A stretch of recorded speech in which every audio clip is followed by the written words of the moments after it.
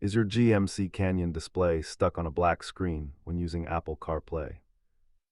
Statistically, 80% of these connectivity issues are simple software glitches that don't require a dealer visit.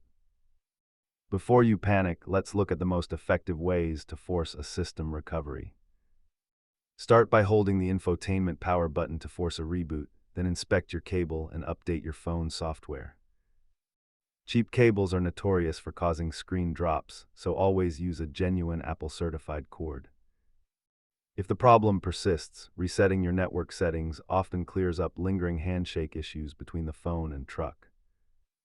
Most fixes are DIY, but if you have a hardware fault, save yourself the headache and head to the service department.